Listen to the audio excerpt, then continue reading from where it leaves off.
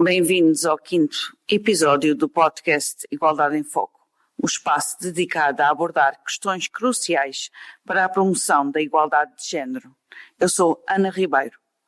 Hoje mergulhamos num tema sensível e urgente, a mutilação genital feminina, MGF, uma prática ancestral que remonta a milhares de anos e que está enraizada em várias culturas ao redor do mundo.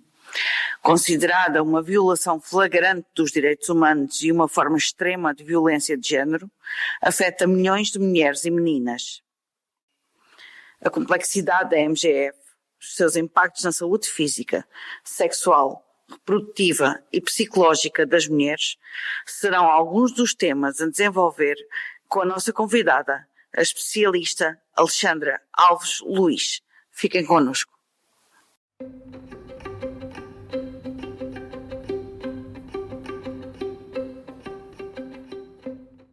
Alexandra, bem-vinda e obrigada por ter acedido ao nosso convite de estar cá no podcast.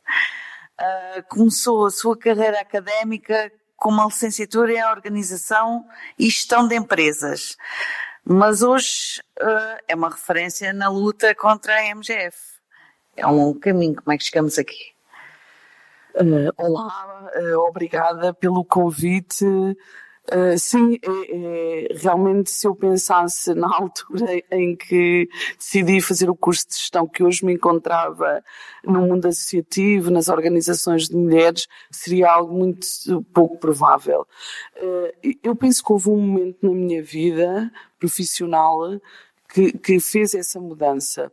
Ou seja, eu estudei gestão, trabalhei em Portugal, basicamente em empresas internacionais, e houve uma altura que fui trabalhar em Espanha, no fim do século XX, ou seja, 1999, 2000, 2001 até 2004. E, ou seja, já falava espanhol, mas todos os dias ligava a televisão de manhã, enquanto me despachava, para tentar ouvir as notícias, para estar informada, mas também para melhorar um bocadinho o espanhol. E comecei a ouvir de uma forma regular nas notícias de manhã este tipo de notícias. Mulher assassinada pelo seu marido, ex-marido, em contexto de violência doméstica. Eu ouvi aquilo a primeira vez, a segunda, mas era uma abertura das notícias com uma regularidade tão grande que eu comecei a pensar, mas o que é que se passa aqui? Ou seja, mas que realidade é esta? Que isto é uma coisa que eu nunca ouvi falar, assim, desta forma. E, ou seja, isto começou logo no início da minha ida, do tempo que eu estava a viver em Madrid, e recordo-me, isto foi depois do verão, eu vim cá e falei com uma amiga jornalista e disse, que estranho, em Espanha estão sempre a passar na televisão estas mulheres assassinadas. E ela disse assim, olha, nós no Expresso fizemos agora em novembro um artigo grande sobre isto, vai lá ver que tem dados e tudo, eu também não sou especialista nesta área. E qual não é a minha surpresa quando eu vou ler essa tal entrevista, porque eu até mantinha cá o Expresso sempre para ler, porque na altura eu considerava que uma boa gestora e tal tinha que estar a ler esse tipo de jornais ou outros internacionais, e eu percebo que não era uma questão espanhola, que em Portugal eram assassinadas mulheres também com alguma regularidade, e ainda mais grave se nós tivermos em conta a população espanhola e portuguesa. Percentualmente há um maior número de, hoje eu sei dizer o nome, femicídios, ou seja, de mulheres que são assassinadas em contexto de relações de intimidade. Esse número, proporcionalmente à população, é superior em Portugal e em Espanha. E isto para mim foi uma surpresa e mexeu imenso comigo. Como é que eu não tinha percebido? Eu na altura devia ter já próximo dos 35, 36 anos. E fiquei surpreendida como é que eu chegava a esta idade e não tinha consciência. Mas eu acho que o que lhe vou dizer a seguir ainda torna as coisas mais complexas, mas ajuda a perceber se calhar o meu caminho. É que eu cresci numa família com violência. Ou seja, eu tive, durante toda a minha infância, infelizmente, assisti a episódios graves de violência em que o meu pai agredia a minha mãe. E a leitura que eu fiz naquela altura é, olha, tivemos azar, ele é doido, tenho que me ver livre disto, tenho que estudar, tenho que trabalhar, tenho que ser independente, gestão, trabalhar, e nunca fizemos uma grande reflexão sobre essa situação. Claro que talvez, eu penso que esse foi um momento chave que marcou e dizer, ok, há aqui um problema, há uma coisa que eu não sei, mas que acontece na vida de muitas famílias como a minha. Porque é que não se fala disto? Qual é a circunstância que faz com que isto em Portugal não seja falado? Ainda bem que eu estou em Espanha e que as coisas são diferentes. E começou-me a intrigar bastante essa situação. Para resumir um bocadinho, eu gosto bastante de viajar, intitulo-me a viajante e já tinha uma ideia de fazer uma volta ao mundo. Pronto, não tinha sido ainda possível por questões profissionais. Naquela altura eu estava em Espanha porque a delegação da empresa que eu trabalhava tinha fechado em Portugal. E eu comecei a achar que talvez fosse um momento bom para eu fazer uma paragem na minha vida e para pensar. E assim fiz em 2004. Vim para Portugal porque eu gostava de futebol, para ver o europeu, e decidi viajar quase 3 anos sem qualquer compromisso pelo mundo. E aí já ia com esta ideia de ver um bocadinho, olhar um bocadinho para as mulheres e para a condição das mulheres. E realmente, quando uma pessoa vai sem limitações, sem ter depois uma secretária cheia de papéis à espera para trabalhar, tem outro olhar sobre as coisas, e eu realmente constatei uma série de coisas que eu penso que já tinha passado por elas em situações anteriores, mas não tinha tido a consciência do que era essa condição. E realmente isso então fez a mudança da minha vida. Quando eu regressei, eu sabia que não ia voltar às empresas, nem que e que não ia voltar outra vez ao mesmo tipo de vida, porque queria fazer qualquer coisa relacionada com esta área, não sabia ainda o quê, e por uma casualidade, ou seja, eu sou gestão e esqueté, com aquela ideia de que não nos mostramos com a área das ciências sociais, mas eu fui à Nova, à Faculdade de Ciências Sociais e Humanas, encontrar-me com uma pessoa e vi um cartaz que dizia mestrado em estudos sobre as mulheres. Eu disse, é isto, vou estudar, vou ver o que é que se passa. E realmente esse mestrado mudou a minha vida, porque se por um lado foi até um bocadinho doloroso eu ter a consciência, a uma idade já adulta, de uma série de autoras, artistas, a própria questão da dimensão da violência mudou e questionou-me e fez-me pensar, mas como é que eu ando aqui, como é que eu achava que era informada, que lia jornais, o Financial Times, aquela treta toda, desculpe, da gestão, e eu não conhecia, nunca tinha ouvido falar nas novas cartas portuguesas, não conhecia uma série de artistas plásticas internacionais, tendo já visitado a maioria dos museus e nunca tendo tido a consciência de que elas não estavam lá, e realmente eu percebi que era por esta área. Aconteceu que uma dessas aulas que eu tive no mestrado foi uma aula dada pela jornalista, pela Sofia Branco. E a Sofia Branco é pioneira na área da mutilação genital em Portugal, porque fez o primeiro artigo de fundo que foi publicado no Jornal Público sobre esta temática. E eu cheguei ao fim dessa aula e ainda me senti pior.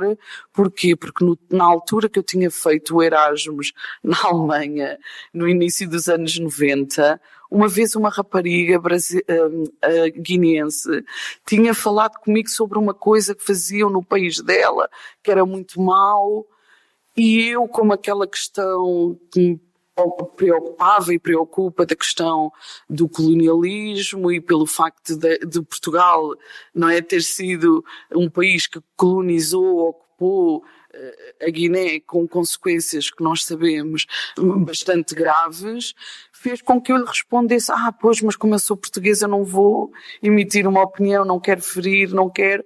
E nessa aula da Sofia eu tive consciência, não, ela se calhar era a primeira pessoa que ela estava a falar sobre isso, e o que ela me estava a falar isto é a mutilação genital feminina. E eu, por ignorância, porque não sabia o que era, não estive à altura dessa partilha que ela eventualmente queria fazer até mais aprofundada comigo. Então foi aí que eu decidi, não, eu vou tentar, isto é uma área que eu vou investir e vou tentar reparar de alguma forma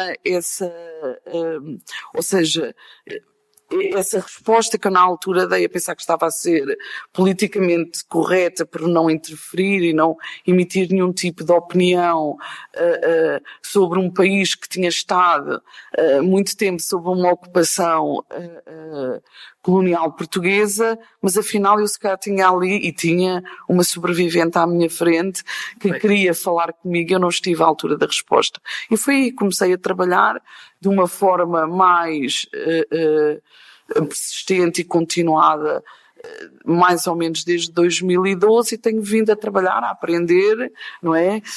Sobre este assunto e realmente tem sido gratificante, mas é uma área também com grande complexidade, o que faz com que tenhamos que estar sempre a repensar e pensar os modelos de intervenção para não sermos lesivas também para as pessoas com quem trabalhamos. É uma luta constante, acredito que sim.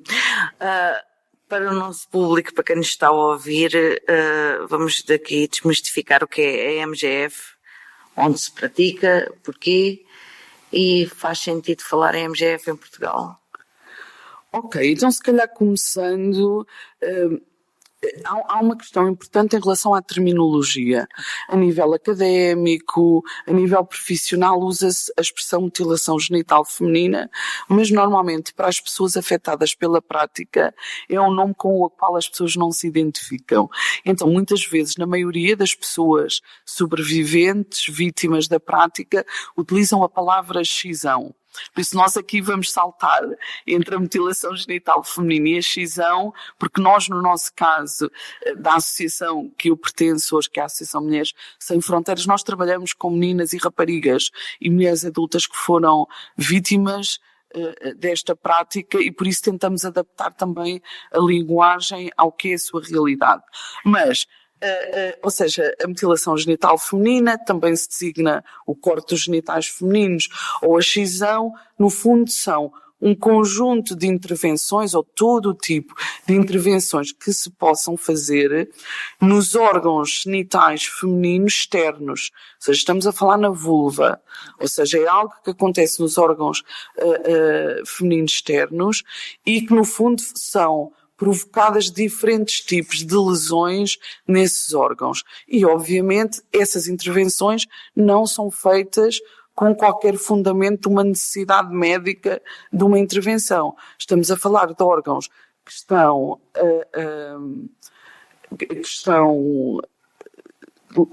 sãos, que não têm qualquer tipo de problema. Mulheres e crianças saudáveis. Exatamente, um órgão saudável em que são feitas essas lesões. A Organização Mundial da Saúde identifica diferentes tipos de cortes ou diferentes tipos de mutilações.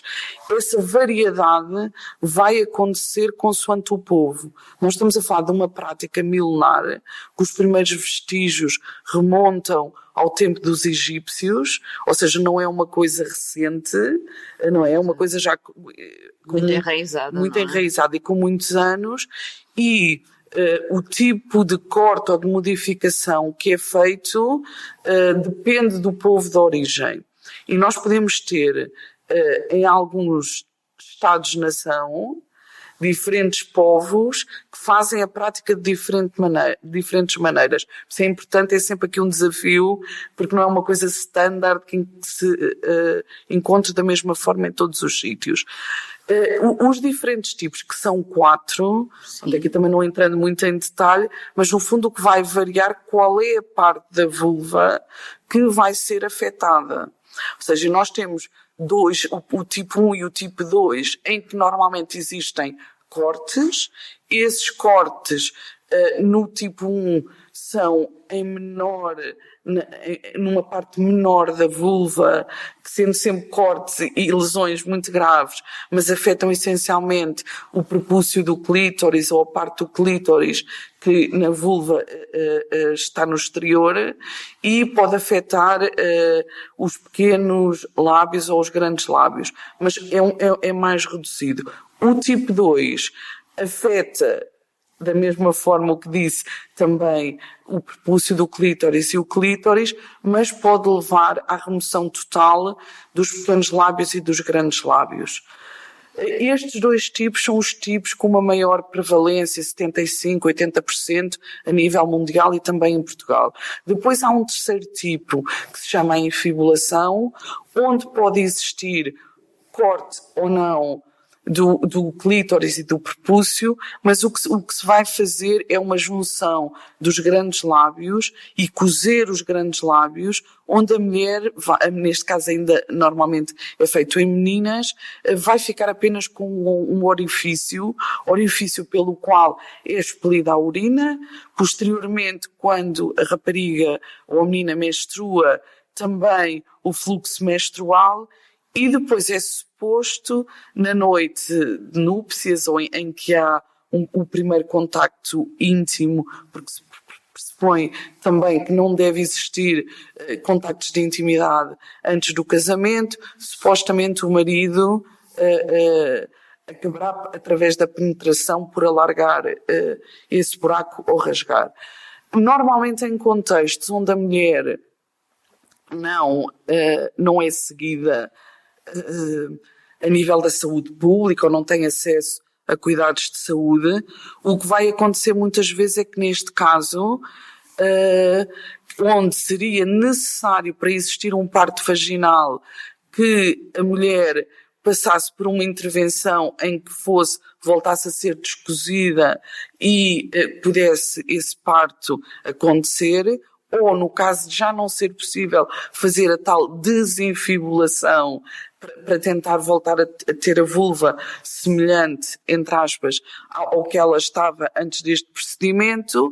Se isso não for possível e se a mulher tiver acesso a cuidados de saúde, ela opta por ter a equipa médica optaria por ter uma cesariana, não é? Agora, o que acontece é o que nós sabemos, que na maioria dos casos, a mulher que não tem esses cuidados de saúde a criança não consegue nascer, porque não há a dilatação necessária para um parto vaginal, não acontece, e muitas vezes a criança morre, a mulher morre, ou seja, são umas das consequências graves da mutilação. Ainda existe um outro tipo de mutilação que são diferentes procedimentos que acontecem a nível da vulva, podem ser escarificações, pode ser um manuseamento dos lábios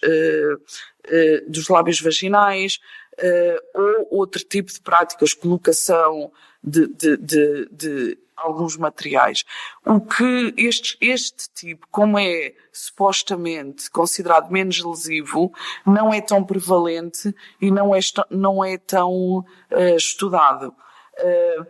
No caso português, o que é que nós vamos encontrar? Nós vamos basicamente encontrar, como eu disse, mulheres, meninas ou raparigas com o tipo 1 ou o tipo 2 e, tendo em conta os fluxos migratórios que nós encontramos normalmente no nosso país, vamos encontrar, acima de tudo, mulheres, meninas e raparigas de origem africana.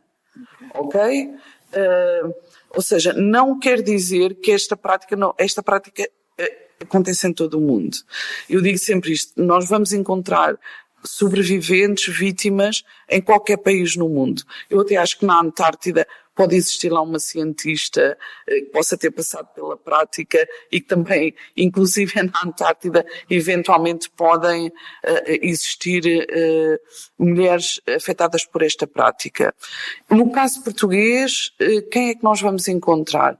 Vamos encontrar meninas, mulheres e raparigas que migram e cuja prática foi feita no seu país de origem, ou seja, quando chegam a Portugal já passaram pela prática, ou vamos encontrar raparigas portuguesas que em algum momento da sua vida foram levadas pelos seus pais ou por outros membros da família ou da comunidade.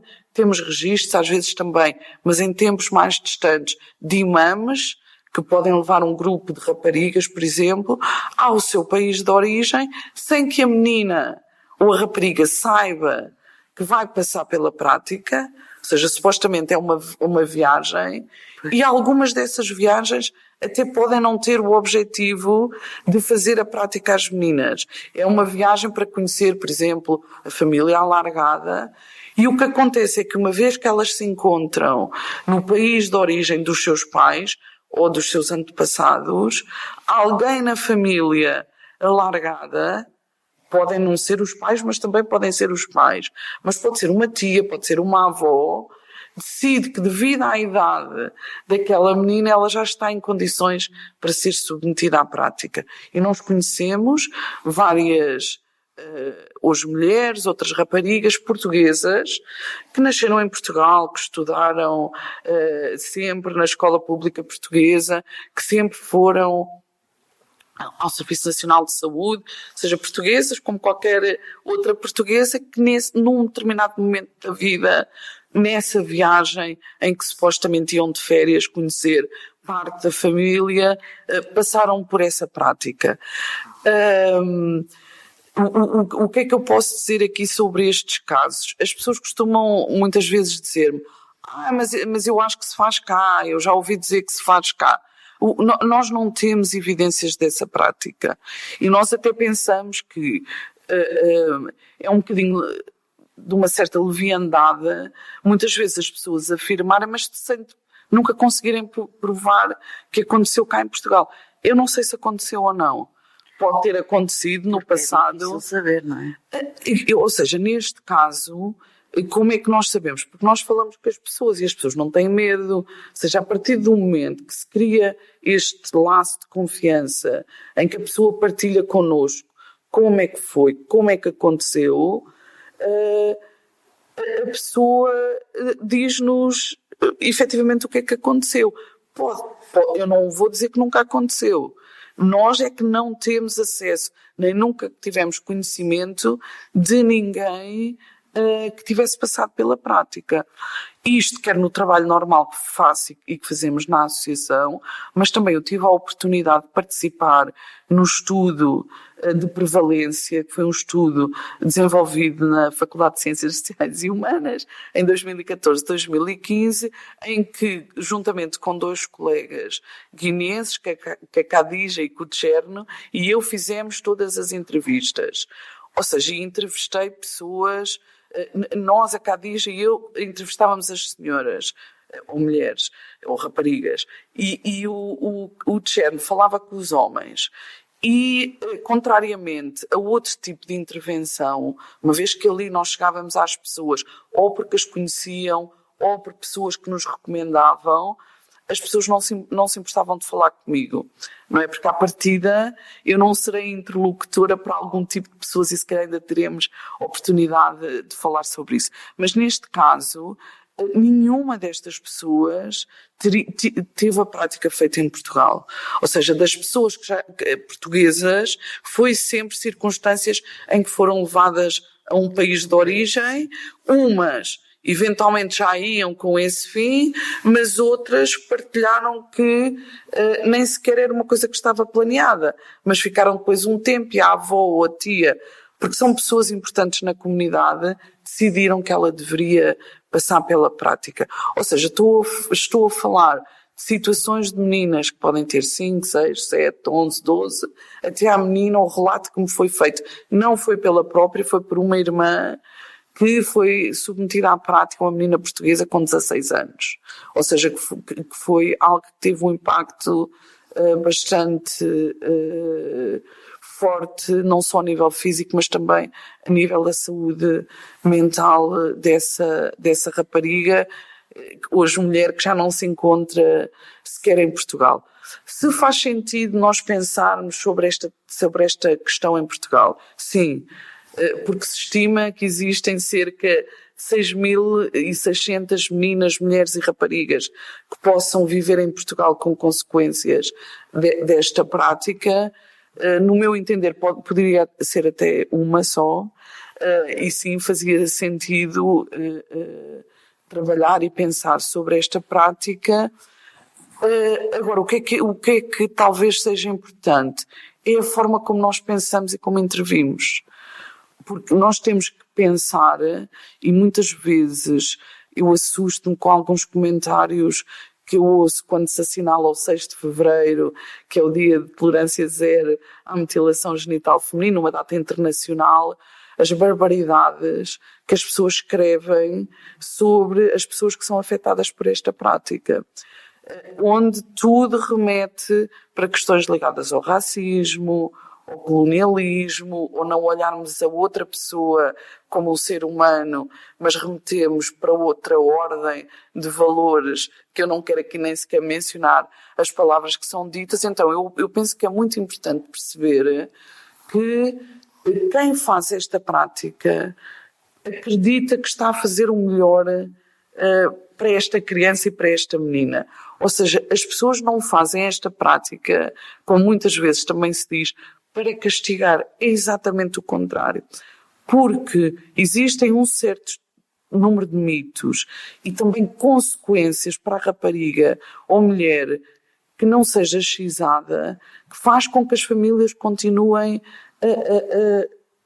a dinamizar e a fazer a prática. É uma questão cultural, não é? Para as pessoas é uma questão identitária, é uma questão que para elas faz parte da sua cultura, da sua tradição, e muitas vezes por desconhecimento, por não saberem quais as consequências que a prática tem para a saúde, têm essas crenças interiorizadas dos tais mitos associados à prática de que os genitais femininos, que isso é uma prática, um mito também, não só na área da mutilação genital feminina, mas que a vulva é suja, que cheira mal, que é feia, que, ou seja, é um órgão pouco valorizado ou considerado, quando é um órgão são e muito importante num corpo da mulher, não é? Então há essa ideia de que o corte vai tornar a rapariga mais bonita, vai tornar os genitais mais limpos, não sem cheiro. Há também mitos associados ao parto, que se a mulher não for xizada, que a criança pode morrer, que se a criança nascer e tocar no clítoris, a mulher pode perder o leite materno e aí a criança acaba por morrer, porque muitas vezes o leite materno é o alimento essencial para uma criança. Ou seja, existe assim um conjunto de mitos, mas também existe uma realidade prática que é na comunidade onde todas as pessoas se conhecem, não é? Vamos falar muitas vezes, as pessoas vivem em vilas, em aldeias, toda a gente se conhece, toda a gente pratica a religião da mesma forma, há laços de parentalidade, as pessoas que fazem a prática, ou seja, que a vão fazer realmente, ou seja, que vão cortar, também conhecem as pessoas todas da comunidade, porque normalmente são mulheres que apoiam as mulheres a nível do que é saúde sexual e reprodutiva. Ou seja, se a rapariga viver nessa comunidade, numa comunidade mais reduzida onde as pessoas se conhecem, e se não passar pela prática, ela vai ser ostracizada. Ela não vai, a partir do momento, principalmente que é menstruada, e que as outras meninas todas da idade dela já passaram pela prática, ninguém vai brincar com ela. Ou seja... E como é que se luta contra isso? Ou seja, no fundo é preciso ter esta compreensão de que se uma menina, neste caso, é ostracizada, não pode participar nos principais rituais da sua comunidade, dos momentos importantes da religião, porque no caso português nós vamos encontrar, sobretudo, mulheres, meninas e raparigas pertencentes há islamizadas, ou seja, muçulmanas que podem ter, às vezes também têm alguma prática animista, mas são basicamente povos islamizados. Como é que sente que há pessoas afetadas por esta prática de todas as religiões, e isto é muito importante. Por exemplo, a Etiópia, que é um país cristão copta, a prevalência da mutilação é elevada. Existem também, originários também da Etiópia, um grupo de judeus Felacha, também afetados pela prática. Ou seja, também queria só dizer, inclusive na Colômbia e no Peru, também existem povos indígenas onde se verificou que a prática acontece. E a prática também acontecia na Europa. Também era uma prática, e há indícios que ainda se fala que alguém pode praticar, mas com poucas provas, onde o clítoris era cortado, ou os lábios, quando se consideravam que as mulheres eram histéricas, não é? E esse histerismo muitas vezes estava associado a questões de prazer, a outro tipo de questões ligadas também, às vezes, com a saúde mental, ou com outras questões ligadas à saúde sexual e reprodutiva das mulheres, que ainda hoje é pouco estudada, e a comunidade científica não investe no estudo das doenças que são próprias das mulheres.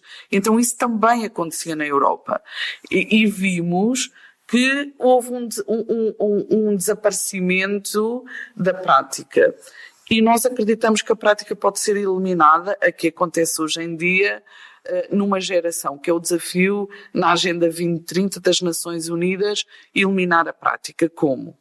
Primeiro, é muito importante apoiar as sobreviventes e as comunidades afetadas pela prática para estarem elas na linha da frente da luta pelo abandono.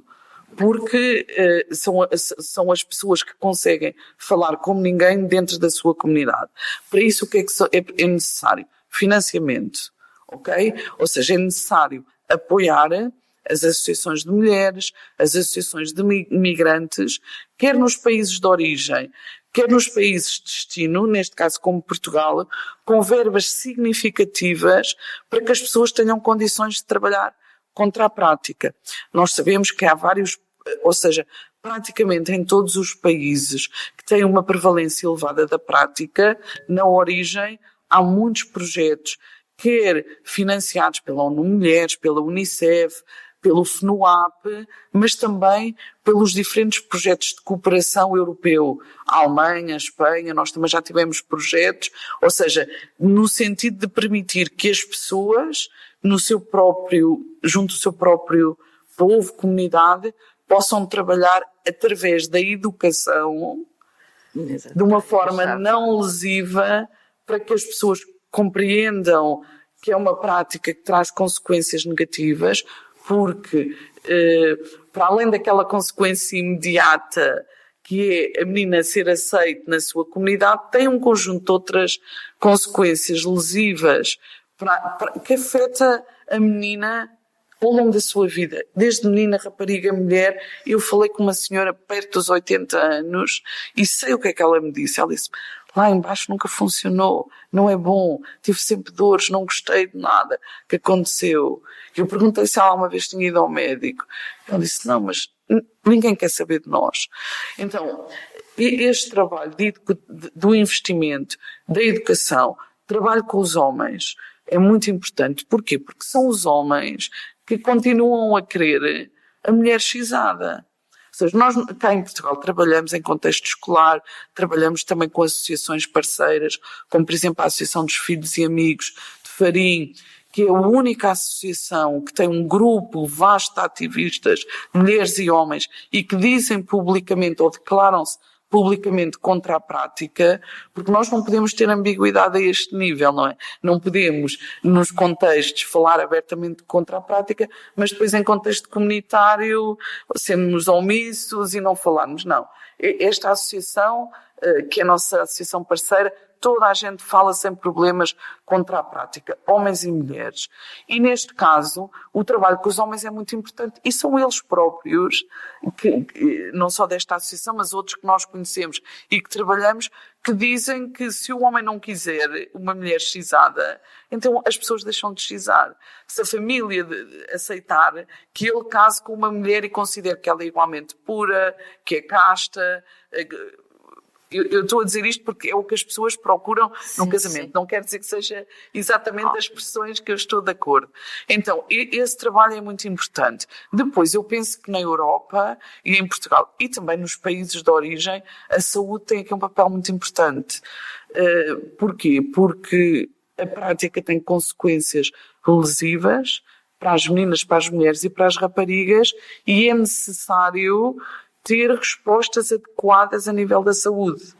Ou seja, essas respostas muitas vezes podem até ser mais a nível do trauma e do apoio no trauma, porque realmente os relatos que nós ouvimos, ou seja, é algo que fica muito presente na pessoa que passou pela prática e ao não falar sobre a prática, nem em contexto familiar, nem de amizade, nem na família, que é algo que fica guardado para dentro dessa menina, ela vai crescer com a memória de tudo o que viveu e com esse trauma e é muito importante o apoio a nível psicológico e depois, que é algo que nós ainda não chegámos aí em Portugal, porque nós temos feito alguns esforços em Portugal, há projetos financiados de uma forma continuada pela Comissão para a Cidadania e Igualdade de Género,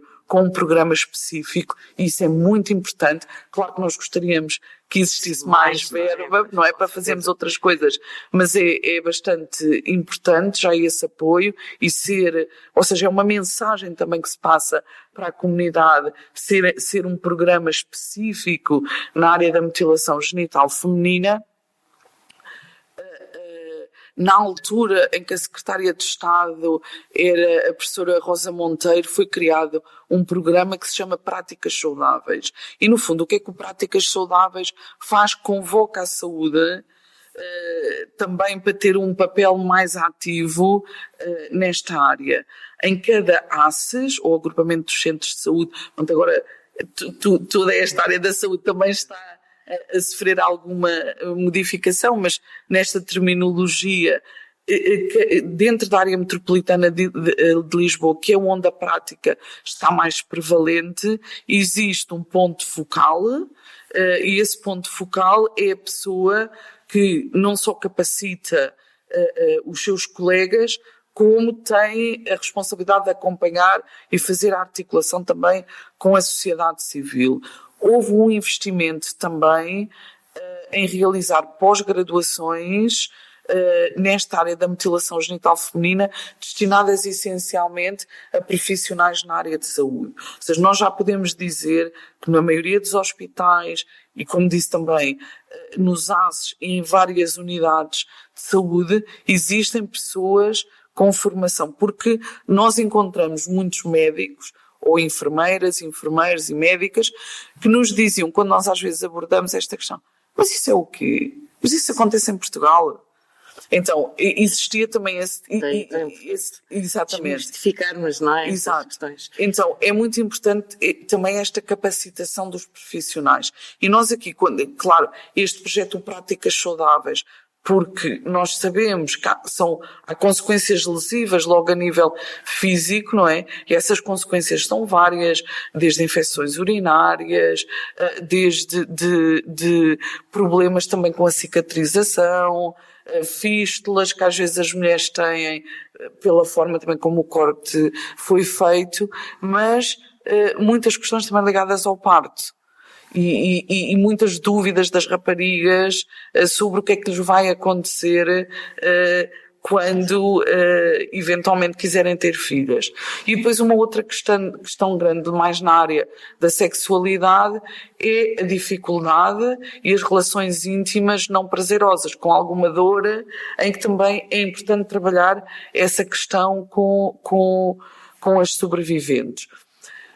Ou seja, esta capacitação da saúde tem que ser alargada também a outras áreas, não é? A área do serviço social, a área da advocacia, ou seja, todas as áreas onde no fundo a mulher pode, ou a rapariga pode estar. A educação, por exemplo, nós trabalhamos muito nas escolas, porquê? Porque é um sítio seguro onde as raparigas podem falar talvez com alguém pela primeira vez sem ter medo de que a família saiba que elas estão a falar desse assunto.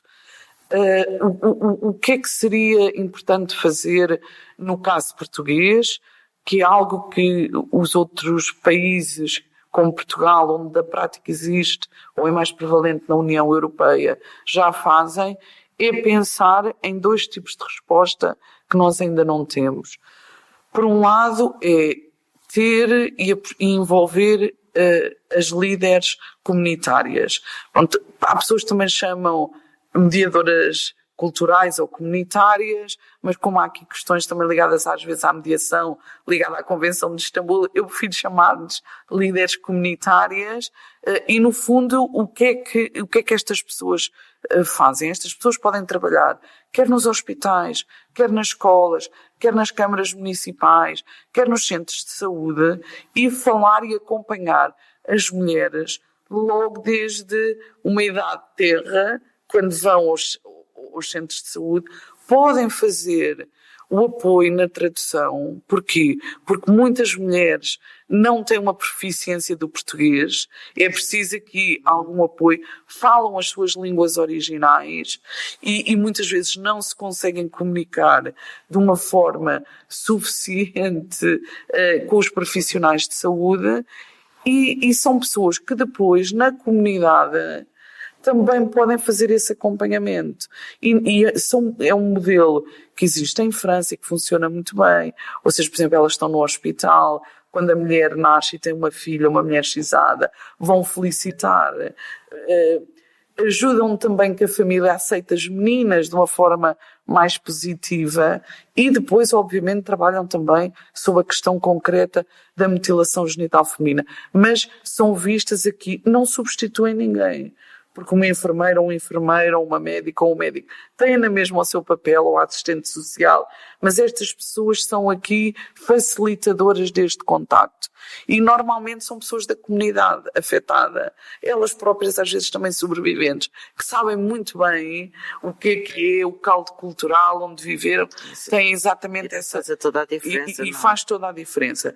A outra questão que eu acho que seria muito importante e que nós temos que pensar em ter em Portugal, e eu acredito que vamos ter nos próximos anos, é um centro que tenha uma visão holística da prática e que ofereça um serviço também que pense na mulher a nível dos 360 graus.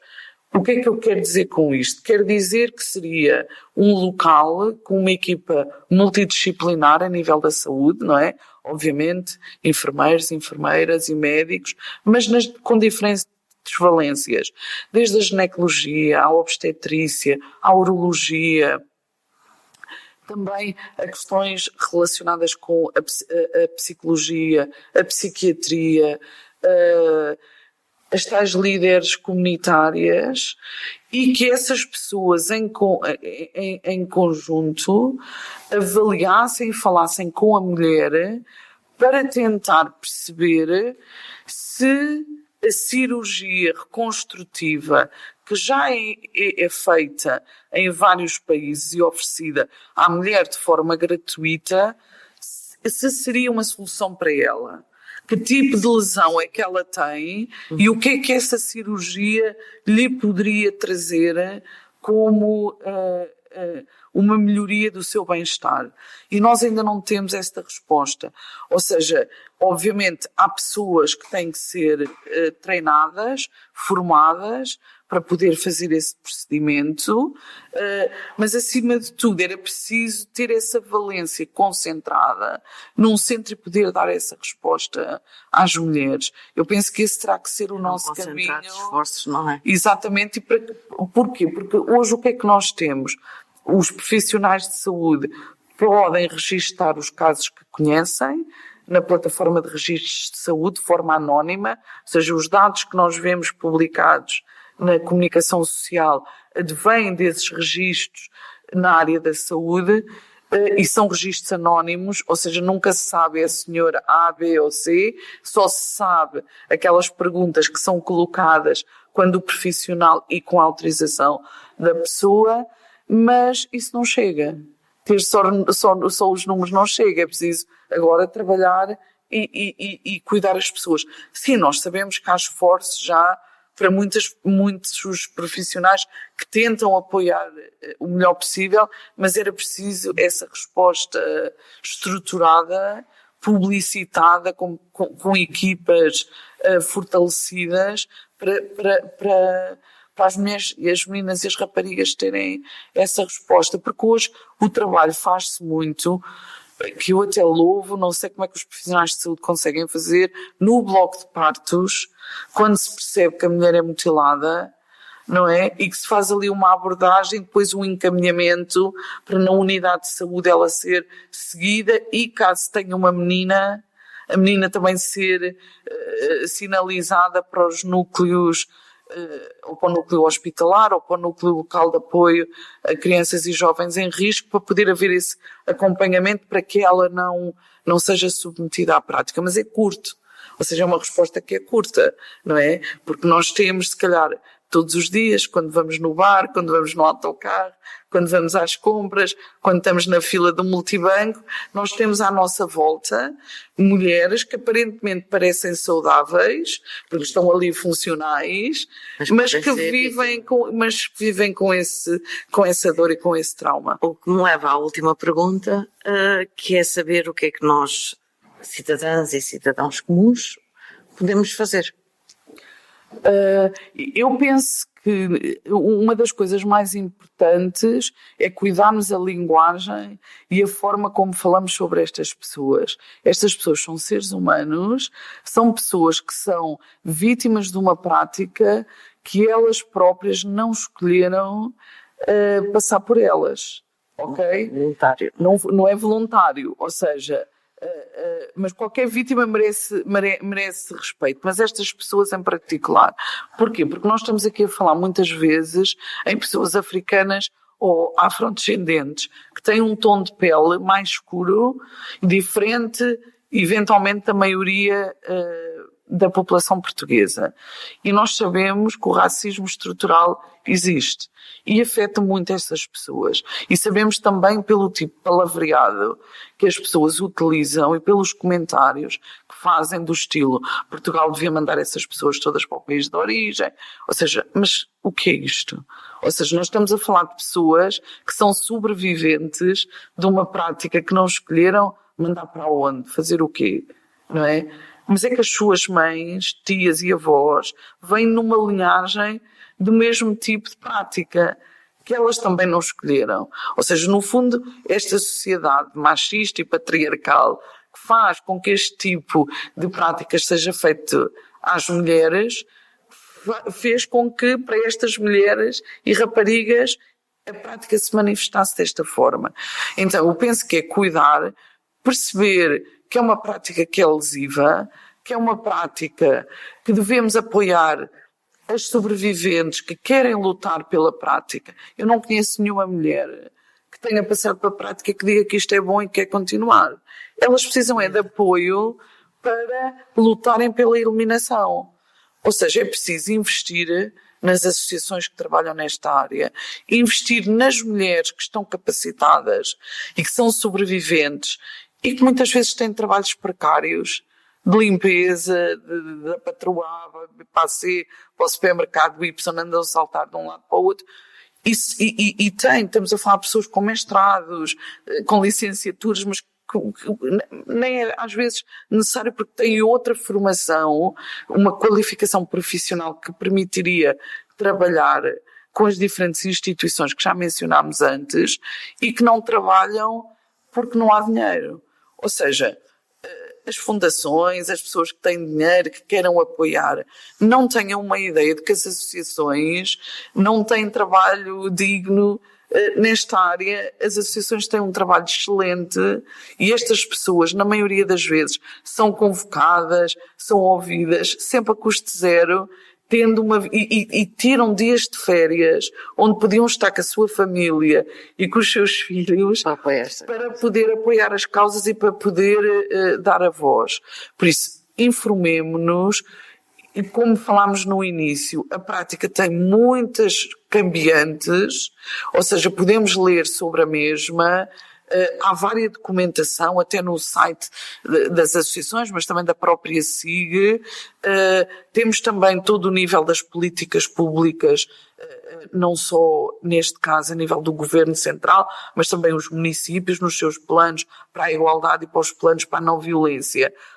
Têm plasmado também medidas de combate a esta prática, ou seja, sejamos ativos e ativas na informação que possamos recolher. Não devemos ter medo de dizer que somos contra a prática, porque sim, são as próprias pessoas que são afetadas pela mesma, que elas próprias estão na linha da frente, e trabalhar sempre com uma perspectiva de direitos humanos. Nós estamos a trabalhar com pessoas, neste caso com mulheres, que são dentro dos seres humanos, juntamente com as crianças, quem vê os seus direitos mais atropelados. Vamos apoiar estas pessoas e vamos pensar nelas e falar sobre elas de uma forma digna e não racista, que eu penso que é talvez a questão mais importante.